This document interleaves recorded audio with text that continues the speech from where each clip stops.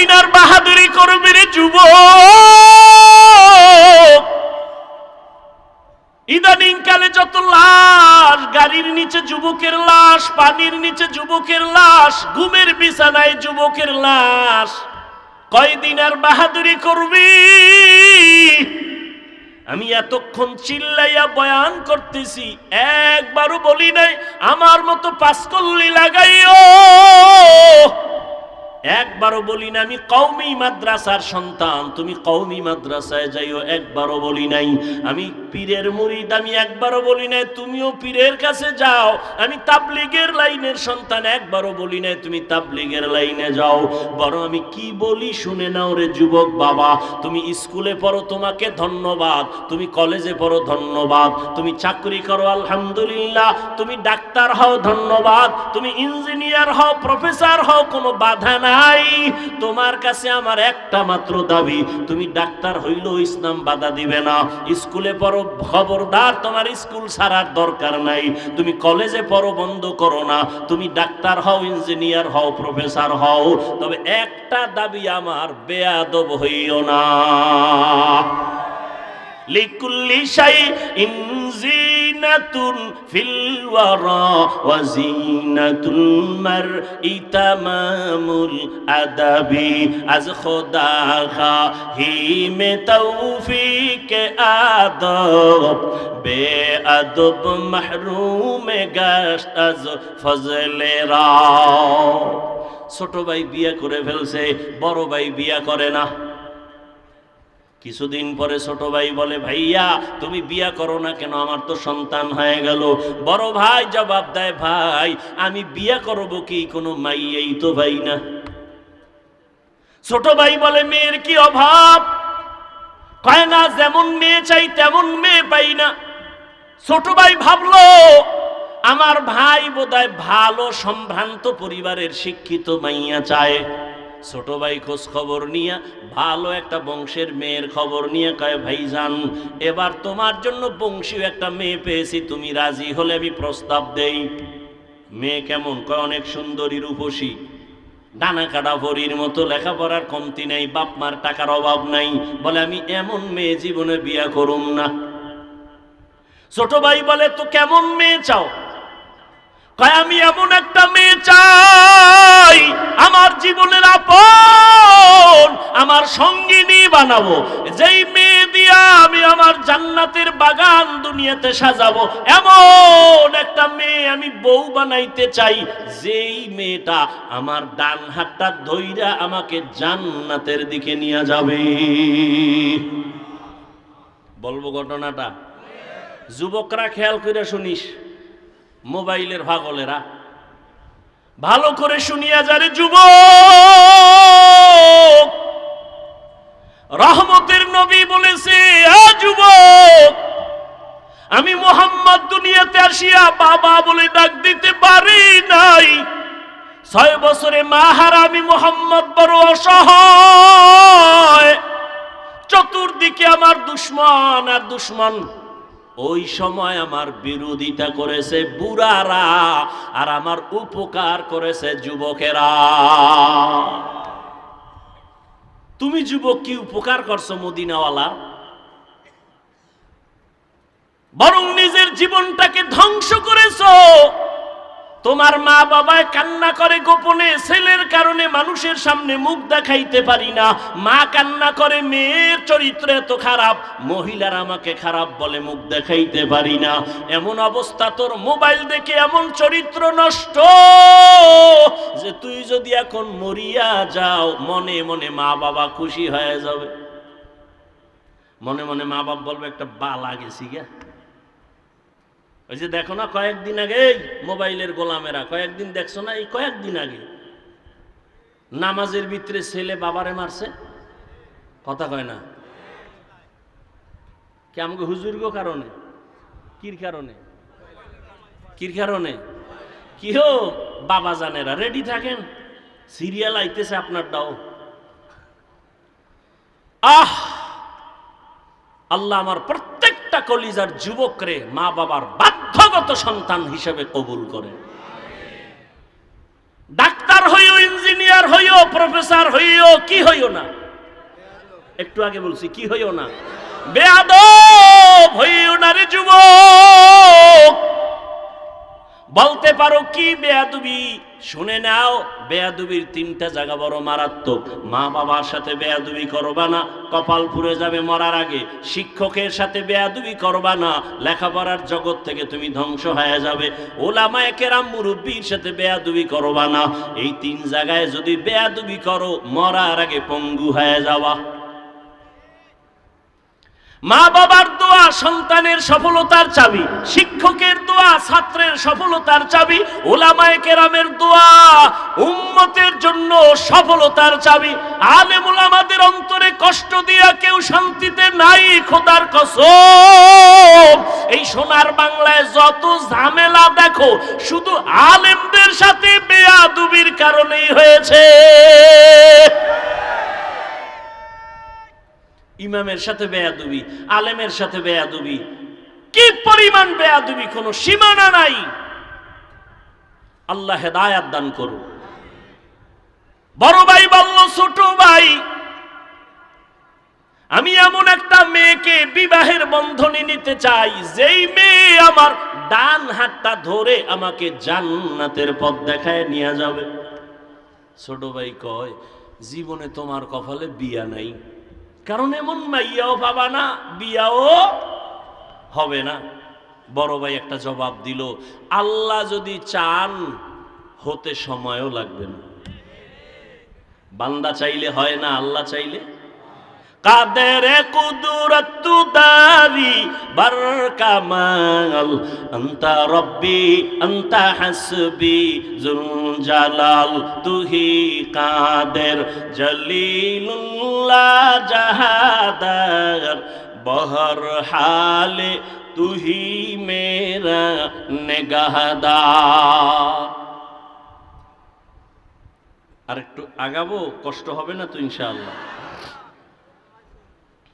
আল্লাহ সবাইকে কবুল করে।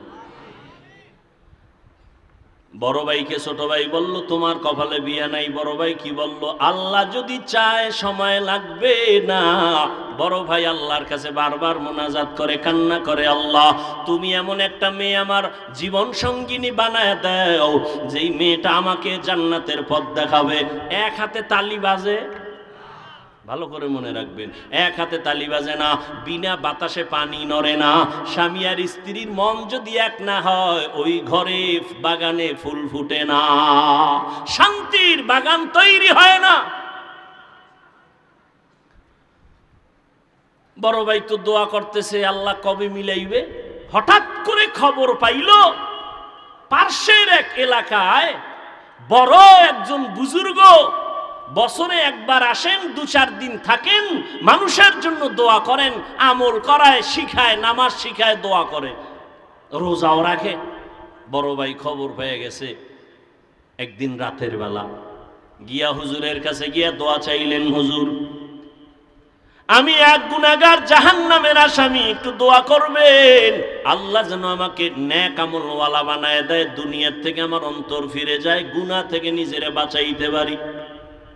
আল্লাহর ওলি কয়, যুবক বাবা তোমার বয়স কত? বলে এত। বিয়া করছনি? কয় বিয়া করি নাই। রাতের বেলা আমল দিলেন। যুবক রাতে ঘুমায় গেছে, তাহাজ্জুদের নামাজে দোয়া করে, কান্না করে, ও দয়ার মালিক তোমার এক বান্দার প্রিয় ওলির কাছে আসছি, তার দিকে তাকাইয়া তুমি একজন ভালো স্ত্রীর ব্যবস্থা করে দাও।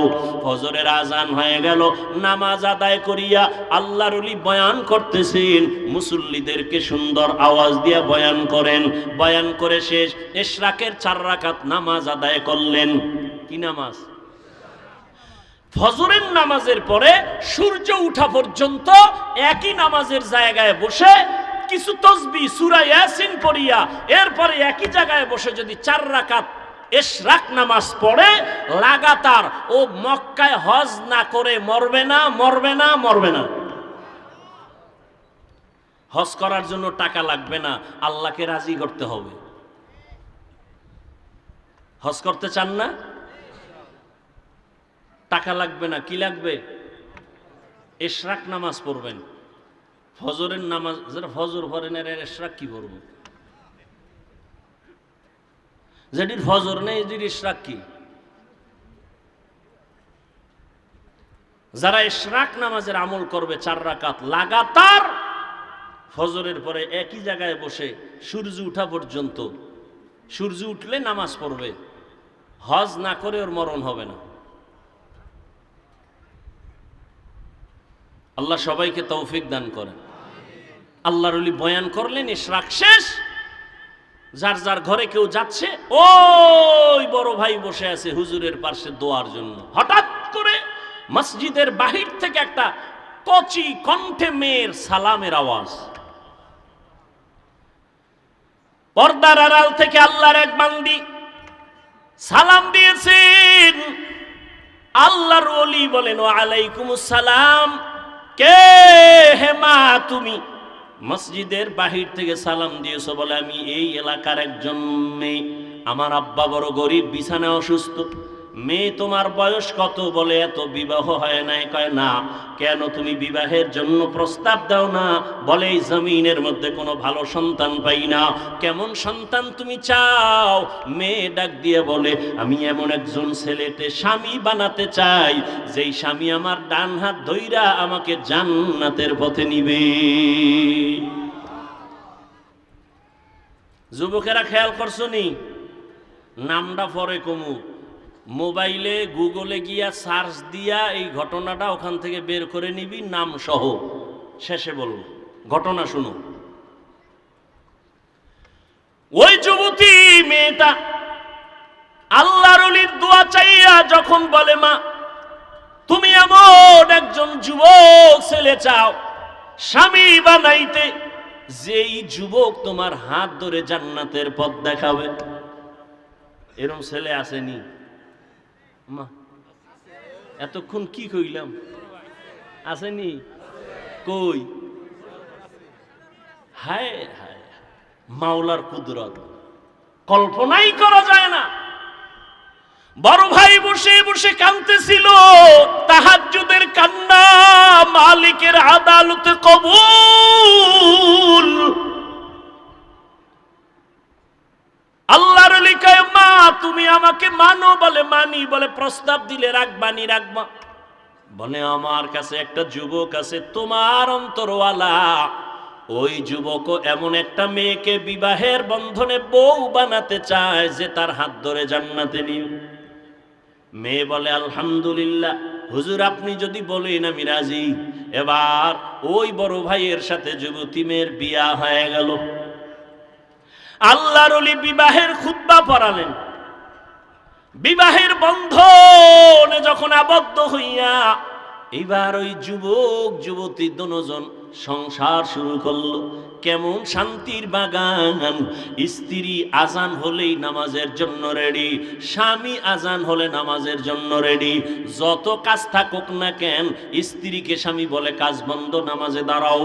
আবার স্ত্রী স্বামীর সহযোগিতা করে, বলে স্বামী কোনো কাজ চলবে না, নামাজের আজান হলো। আল্লাহু আকবার মানে আল্লাহ সবার বড়, এখানে আর ব্যবসা বড় না। আল্লাহু আকবার বলার পরে আমার চাকরি বড় না, আল্লাহ বড়। অতএব আগে আল্লাহর হাজিরা দিয়া তারপরে ব্যবসা। হিন্দু ফ্যাক্টরির মালিক, ফ্যাক্টরির মালিক হিন্দু, মুসলমান কর্মচারীরা তার ফ্যাক্টরিতে কাজ করে ঢাকায়। হিন্দু ফ্যাক্টরির মালিক বলে মুসলমান টাইম মতো তোমরা তোমাদের ধর্ম অনুযায়ী নামাজ পড়িও, এ বিষয়ে আমি তোমার বেতন কাটবো না, রাগ করব না। আর মুসলমানের বাচ্চা নিমক হারাম ফ্যাক্টরির মালিক হয়ে বলে নামাজ পড়ে আমার ডিউটি আগে। এই জন্য গো বিল্ডিং এ আগুন লাগে, অগুফরে খোদার গজব পড়ে, গজব। আল্লাহ হেদায়াত দান করুন। গ্রামে তো এই প্রবণতা কম, শহরে ভাড়াটিয়া থাকে, ফজরের নামাজ পড়তে যাইতে পারে না, গেটের চাবি দেয় না মালিক। বহু রিপোর্ট আছে ঢাকার শহরে, বিল্ডিং এর মালিক ফজরে পার্শ্বে মসজিদে যাইতে চায়, মুসল্লিরা পারে না, ভাড়াটিয়া যেতে পারে না, কেচি গেটে তালা লাগানো, চাবি দেয় না। ওর বিল্ডিং এ খোদার গজবের আগুন লাগবে না তো কার বিল্ডিং এ আগুন লাগবে? আল্লাহ দুইজন স্বামী আর স্ত্রী এক মনে ফজরের সময় স্ত্রী যদি আগে উঠে স্বামীকে ডাক দিয়ে উঠায়, স্বামী যদি আগে উঠে স্ত্রীকে উঠায় নামাজ আদায় করে, মোনাজাত দেয়, কোরআন তেলাওয়াত করে, গভীর রাতে তাহাজ্জুদের নামাজ আদায় করে। দেখছেন নি মোবাইলওয়ালারা কেউ রাতে ঘুমায় না, তাহাজ্জুদের টাইম সজাগ, কিন্তু কপাল খারাপ, তাহাজ্জুদ পড়ে না। ডায়াবেটিসের রোগীর গোষ্ঠী ফজরের সময় রাস্তায় হাঁটে ডায়াবেটিস কমানোর জন্য, নিমক হারাম মসজিদে গিয়ে 4 রাকাত নামাজ পড়ে না। নাই এরকম?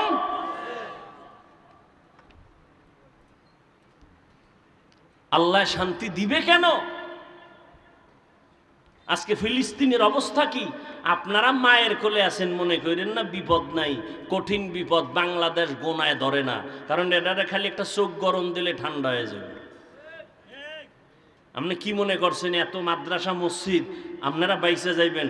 কি মাদ্রাসা, এর থেকে 1000 গুণ বেশি মাদ্রাসা ছিল ভারতের জমিনে। ব্রিটিশ বেঈমানের গোষ্ঠী সমস্ত মাদ্রাসা আগুন দিয়ে জ্বালিয়ে দিয়েছে, হাজার হাজার আলেমকে ফাঁসি দিয়া গাছের সাথে লাশটা ঝুলিয়ে দিয়েছে। সেই ভারতের জমিনের থেকে বাংলাদেশে তো মাদ্রাসা বেশি না। স্পেনের জমিনে 800 বছর মুসলমান শাসন করেছে, 800 বছর।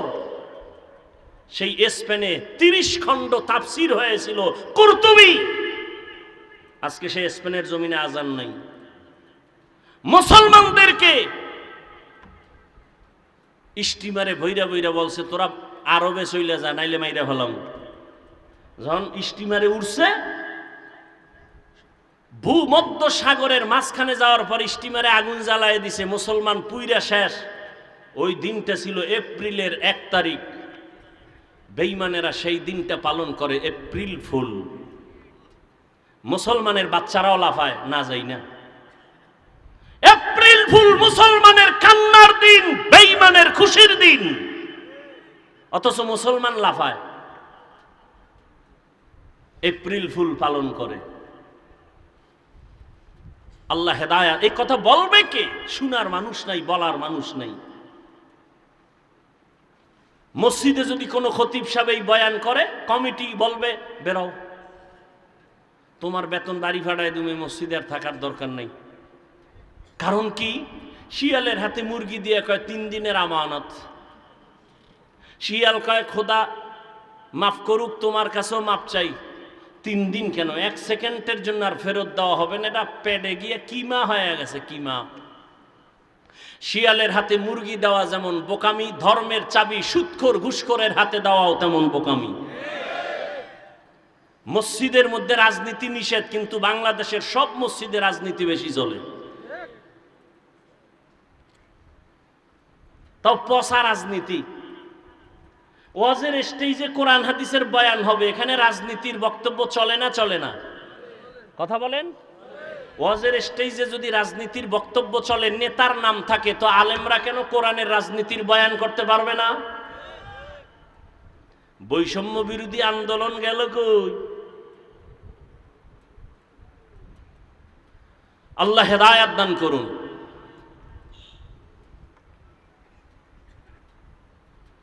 স্বামী আর স্ত্রী তাহাজ্জুদে একটা দোয়া করে, এতদিন দোয়া করছে ভালো একটা স্বামী চাই, স্বামী দোয়া করছে ভালো একটা বউ চাই। আল্লাহ মিলাইছেন। এবার এক দোয়া, আল্লাহ একটা নেককার সন্তান দাও। কি সন্তান চাইছেন কোনদিন? এই মিছা কথা। সন্তান যদি নেককার চাইতেন, স্বামী স্ত্রী ওযু ছাড়া ঘুমাইতেন না। নেককার সন্তানের জন্য তাহাজ্জুদে দোয়া করছে, আল্লাহ দিছে একটা নেককার সন্তান। নাম দুনিয়াতে পেটে আসার পরেই মা দোয়া শুরু, আল্লাহ গর্ভের সন্তানকে তোমার ওলি বানাইও। আমগো আম্মা জানেরা দোয়া করে। আমগো আম্মা জানেরা বাচ্চা গর্ভে আসলে টেলিভিশনের পর্দায় বসে থাকে, রাস্তায় রাস্তায় ঘুরে বেগানার বদনজর লাগায়। এরে পর্দার আড়ালের আম্মা জানেরা, কত ধন্য আপনাদের জীবন। এই স্টেজের মধ্যে আজকে দুইটা সন্তানের মাথায় পাগড়ি দিলাম, কোরআনের হাফেজ। এদের খবর নিয়ে দেখেন এদের মা বাবা কত ধন্য মা। এরে আম্মা জান, এতক্ষণ আপনাদের সন্তানদের নিয়ে যত বয়ান শুনাইলাম, এগুলো কাজে লাগাতে হলে আপনাদের দোয়া লাগবে, মা বাবার দোয়া ছাড়া সম্ভব না। এরে আম্মা জান, আপনারা নবীদের মায়ের মতো দামি, সাহাবায়ে কেরামের মায়ের মতো দামি মা, আপনারা হাফেজে কোরআনের মায়ের মতো দামি মা। এরে আম্মা জান, আপনারা খাদিজা রাদিয়াল্লাহু আনহার মতো দামি মা, আপনারা আয়েশা রাদিয়াল্লাহু আনহার মতো দামি নারী, ফাতেমা রাদিয়াল্লাহু আনহার মতো দামি নারী। বেঈমান ফেরাউনের স্ত্রীর নাম কি? এত বড় বেঈমান ফেরাউন, তার ঘরের স্ত্রী আসিয়া আল্লাহর এত পেয়ারা হয়ে গেল। রহমতের নবী বলেন, কিয়ামতের ময়দানে আসিয়ার সাথে আমি মুহাম্মদের সাথে জান্নাতে বিয়া হবে। এরে আম্মা জান, একটা বেঈমান ফেরাউনের ঘরে থাইকা এত টাকা ক্ষমতা লাথি মাইরা ওই আসিয়া যদি আমার আল্লাহকে রাজি কইরা কবরে যেতে পারেন, আপনার স্বামী তো ফেরাউনের মতো খারাপ না। আপনি যদি স্বামীটারে বুঝাইতেন, স্বামী মা বাবার আদর মায়া ত্যাগ করে তোমার ঘরে আসি, জীবনে একটা প্রতিজ্ঞা, খাইয়া থাকলেও আসি না খাইয়া থাকলেও আসি, তবে দাবি একটা, হারাম কামাই রুজি ঘরে আনবা না, হারাম খাইয়া রক্ত নাপাক করব না, সন্তানের রক্ত নাপাক করতে দিব না। মা যদি স্বামীটাকে বুঝাইতেন, কোন স্বামী হারাম টাকা ঘরে নিত না। এরে আম্মা জানেরা, আপনার মতো কত মা এখনো আছে এই এলাকায়, ঘুরলে দেখবেন মা পর্দা করে, 5 বেলার নামাজ পড়ে, স্বামীর মাল হেফাজত করে, মোবাইলে সময় নষ্ট করে না। এরে আম্মা জান, আপনারা কেন পারবেন না? ও এলাকার যুবক বাবারা, আপনার মতো কত যুবক জীবনে মাদ্রাসায় পড়ে নাই, আলিফ বা তাও শিখে নাই, স্কুলে পড়ে, কলেজে পড়ে, চাকরি করে, ব্যবসা করে, সত্য কথা বলেন, 5 বেলার নামাজি আছে না নাই? নিজের বিবেকটাকে জিজ্ঞাসা করো যুবক বাবা, তুমি কেন পারো না? তোমার মতো যুবক নদীর মধ্যে মাছ ধরে, নামাজ ছাড়ে না, বলো তুমি কেন পারো না? তোমার মতো যুবক রাস্তায় গাড়ি চালায়, ড্রাইভারি করে, নামাজ ছাড়ে না, বলো তুমি কেন পারো না? তোমার মতো যুবক র্যাব, আর্মি, পুলিশ, বিডিআর এর চাকরি করে, নামাজ ছাড়ে না, বলো তুমি কেন নামাজ পড়তে পারো না? ঢাকা কলেজে গিয়া দেখো, কলেজেও পরে মাথায় পাগড়ি, বড় দাড়ি, বড় জামা পইরা, পিছন দিক দিয়ে তাকাইলে মনে হয় মসজিদের বড় খতিব। ও বাবা, তুমি কোন মসজিদের খতিব? বলে জীবনেও না, আমি আরবি তো ভালো করে পারি না। কি করো? বলে ঢাকা কলেজে পড়ি। বলে তোমার এমন পোশাক কেন? বলে আলেম ওলামাদের নেক নজর, মা বাবার দোয়া। এই যুবকরা, স্কুল কলেজে এরকম ছেলে আছে না নাই?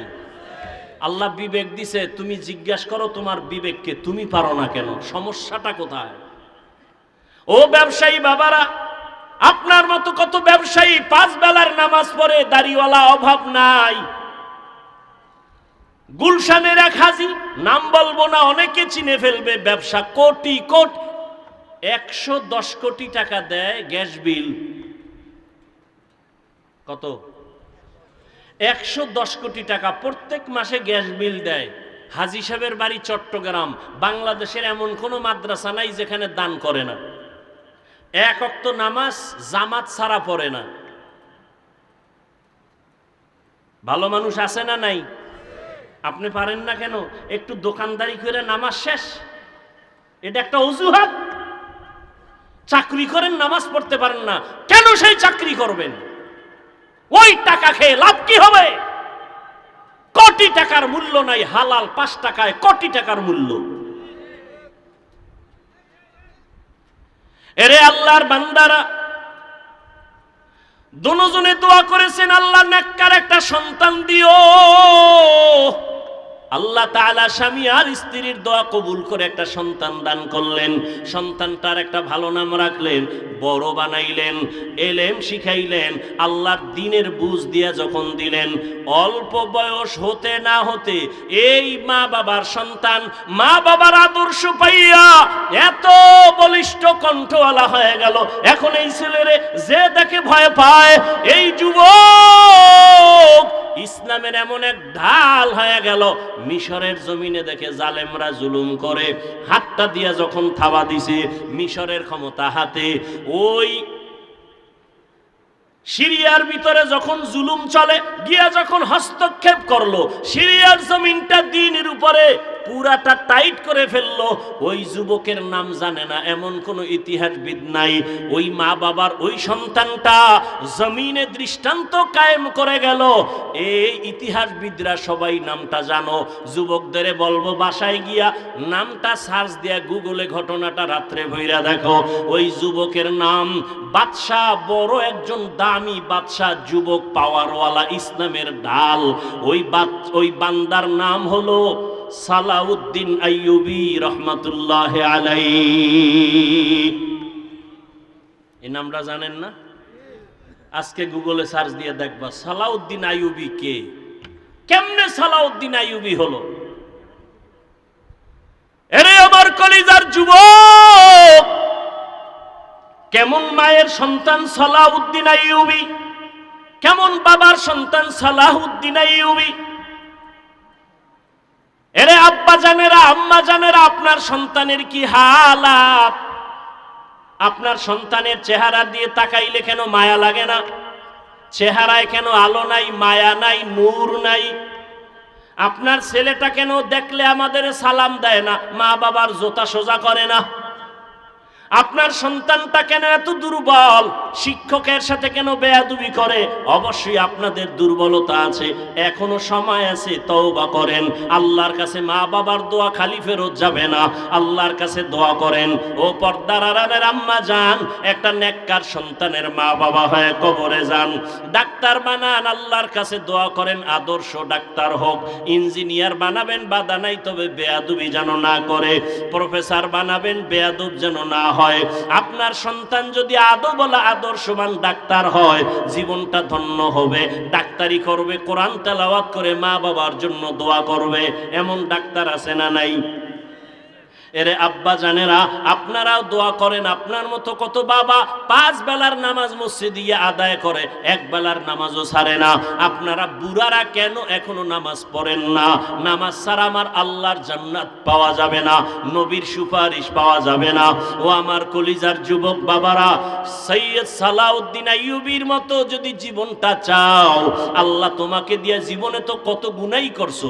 মনে চাইছে দাড়ি রাখবা না, কেটে ফেলেছো। মনে চাইছে নামাজ পড়বা না, পড়ো নাই। মনে চাইছে পার্কে পার্কে দৌড়াবা, দৌড়াইছো। আর কত মরণের ভয় অন্তরে জমা করে তওবা করে নাও। মনে মনে আমার আল্লাহকে বলো, হে আল্লাহ, জীবনে কত নামাজ ছাড়লাম, দাড়ি কাটলাম, বেপরদায় চললাম, আর কত মরণ জানি কোন দিন হয় বলা যায় না। ও আল্লাহর জীবনে গুনাহ নিয়ে কবরে যাব না, আর মা বাবার বরদোয়া নিব না। ওলামায়ে কেরামের দোয়া নিয়া, মা বাবার দোয়া নিয়া, শিক্ষকের দোয়া নিয়া, নবীজির তরিকা মানিয়া জীবনটা চালাবো।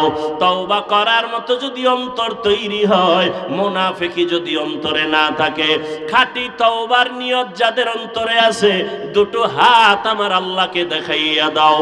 আয় আল্লাহ, আমাদের হাতগুলো কবুল করে নেন, তওবা কবুল করে নেন, তওবার উপরে মজবুত হইয়া চলার মতো তৌফিক দান করেন, আমিন। আলহামদুলিল্লাহি রাব্বিল আলামিন, ওয়াসসালাতু ওয়াসসালামু আলা সাইয়্যিদিল আমবিয়া ওয়াল মুরসালিন ওয়া আলা আলিহি ওয়া আসহাবিহি আজমাইন, ইয়া আরহামার রাহিমিন, ইয়া আরহামার রাহিমিন, ইয়া আরহামার রাহিমিন। রব্বিরহামহুমা কামা রব্বায়ানি সগীরা। আল্লাহুম্মা ইন্নাকা আফুউন কারীম তুহিব্বুল আফওয়া ফা'ফু আন্না। আল্লাহুম্মা ইন্না নাসআলুকা রিযাকা ওয়াল জান্নাহ ওয়া নাউযু বিকা মিন সাখাতিকা ওয়ান নার। রব্বানা আতিনা ফিদ দুনিয়া হাসানাহ ওয়া ফিল আখিরাতি হাসানাহ ওয়া কিনা আযাবান নার।